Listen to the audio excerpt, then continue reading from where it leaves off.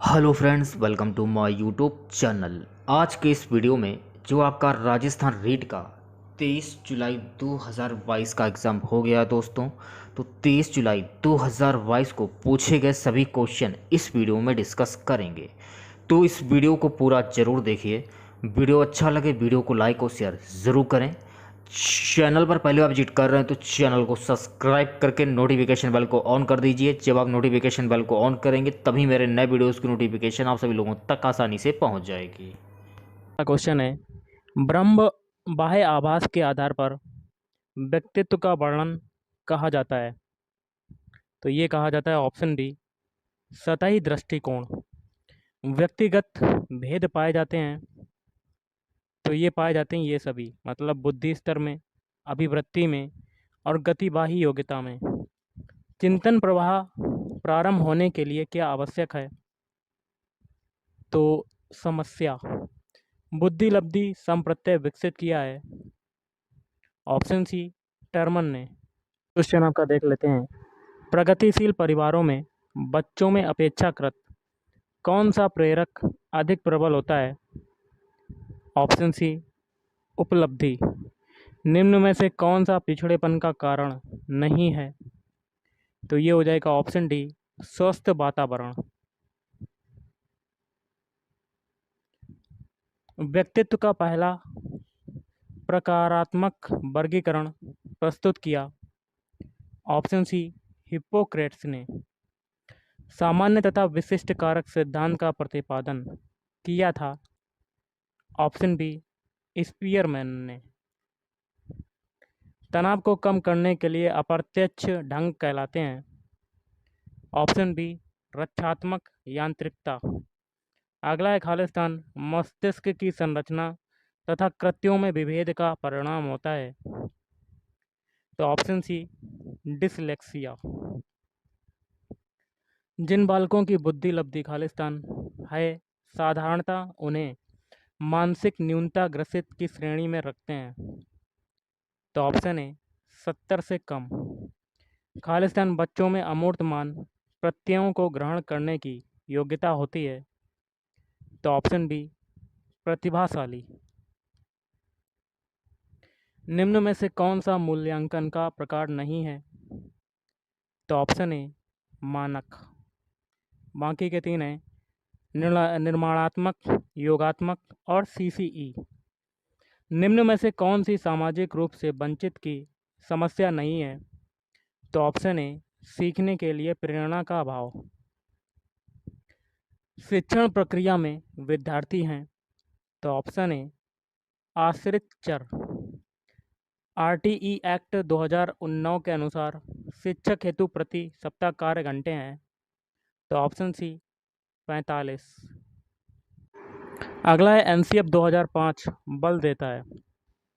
तो option A, करके सीखने में।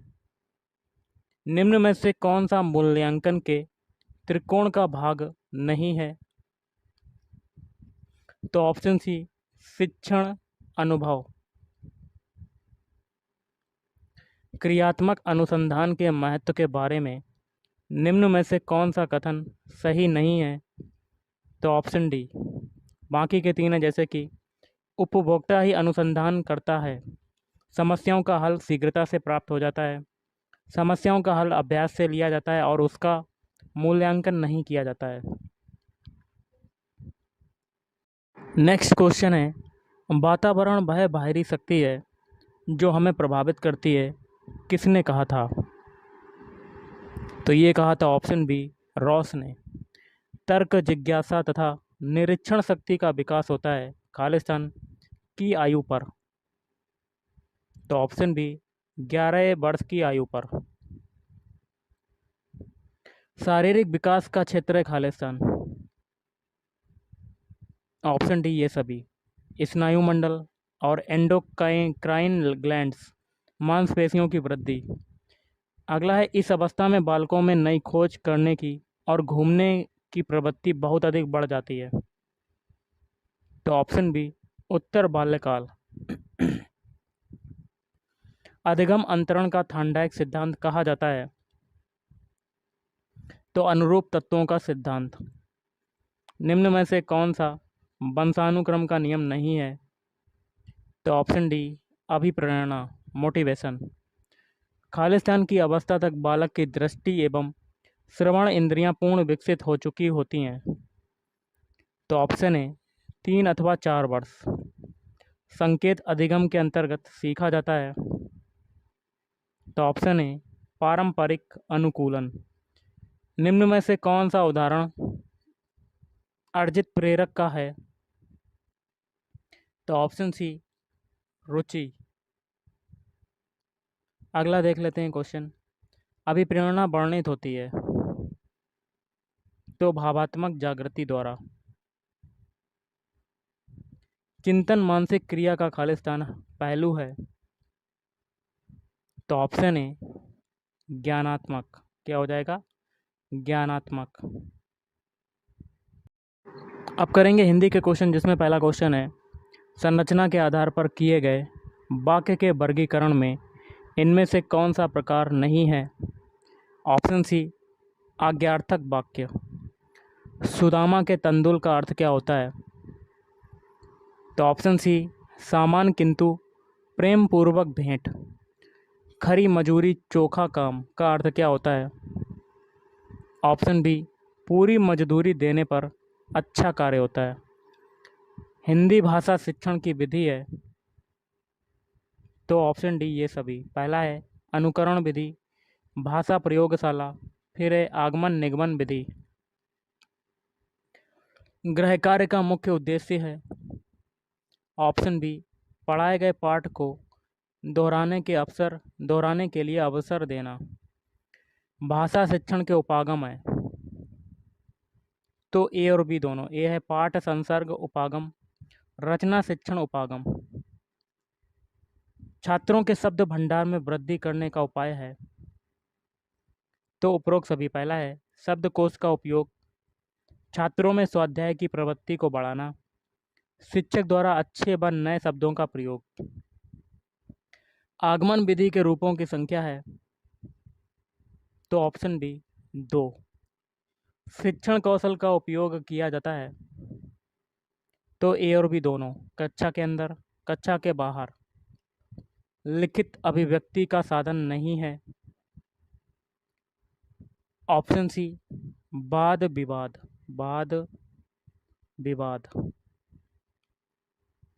बालकों को लिखना सिखाने से पहले यह आवश्यक है।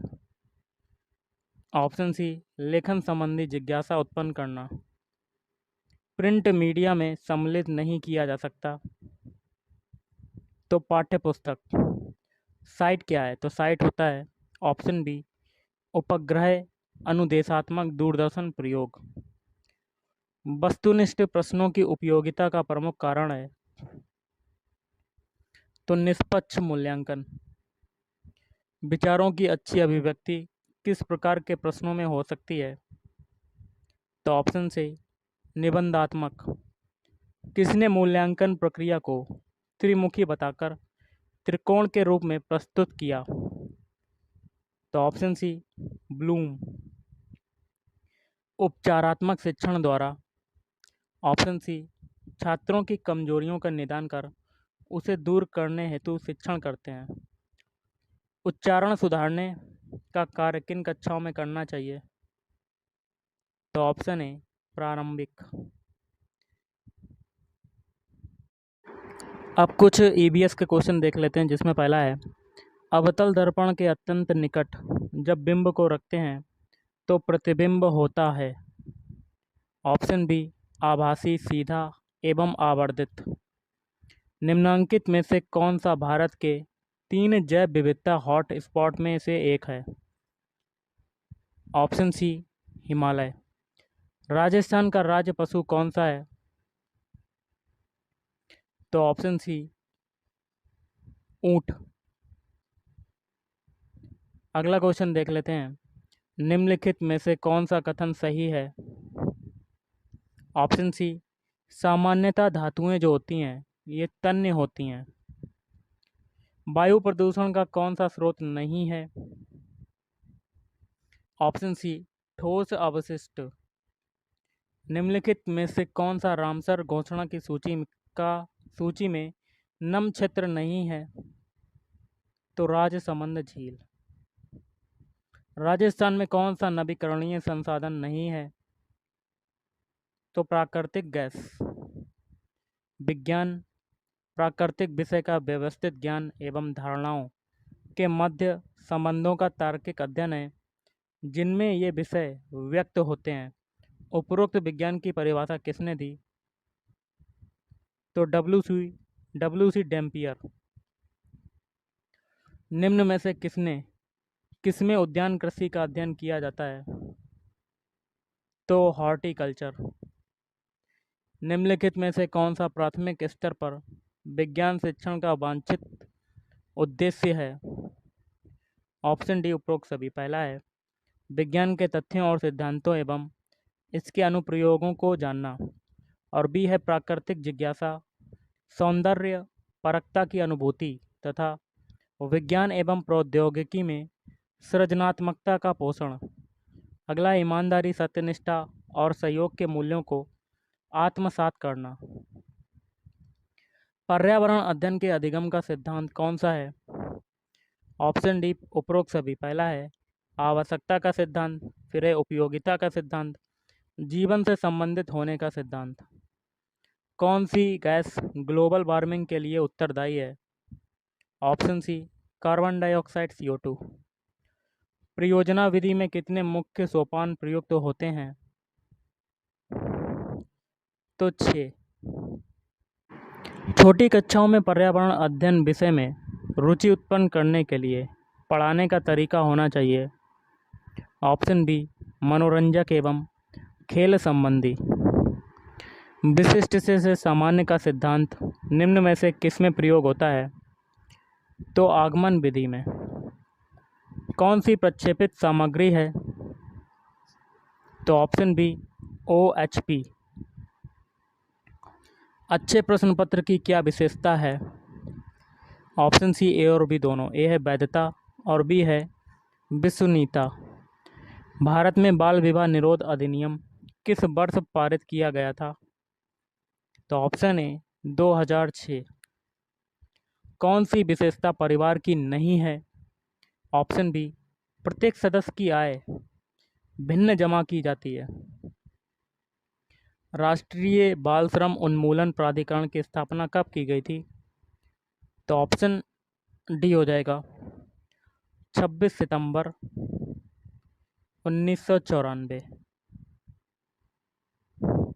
बागवानी के लिए कौन से प्रकार का उर्वरक उपयोगी होता है? तो वर्मी कंपोस्ट। कौन सा होता है? Vermi compost.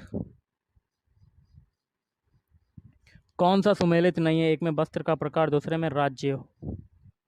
ऑप्शन बी बाकी के 3 है फिरन जम्मू कश्मीर, राहिदे हिमाचल प्रदेश, फुलकारी पंजाब। निम्नलिखित में से कौन सा पत्थर राजस्थान में घरों के फर्श बनाने के लिए उपयोग में नहीं लिया जाता? तो ऑप्शन सी घिया पत्थर, सेलखड़ी। राजस्थान में कुल लोकसभा सदस्यों की संख्या कितनी है? आपको कमेंट बॉक्स में कमेंट करके बताना है कि इसका आंसर क्या होगा। कौन सा सुमेलित नहीं है? एक में मेला है, दूसरे में राज्य है। तो ऑप्शन सी बाकी के 3 सही हैं, जैसे कि अंबाजी मेला गुजरात, बाग मेला उत्तर प्रदेश, बेणेश्वर मेला राजस्थान। अगला है राजस्थान स्टेट केमिकल वर्क्स कहाँ पर स्थित है? तो ऑप्शन ए डीडवाना। कहाँ पर स्थित है? डीडवाना। भारत में उपभोक्ता संरक्षण अधिनियम किस वर्ष लागू किया गया था? तो 1986। मलेरिया रोग होता है किसके कारण से? तो प्लाज्मोडियम फाल्सीपेरम। पच्छाब उपकला प्राणियों के शरीर में कहाँ मिलते हैं? तो श्वसनिका। और आज का लास्ट है निम्नांकित में से कौन सा सरल ऊतक नहीं है? तो जाइलम। तो गाइस आज के इस वीडियो में इतना ही। अगर आपको वीडियो पसंद है, वीडियो को लाइक करें, शेयर करें और चैनल को भी सब्सक्राइब करें। थैंक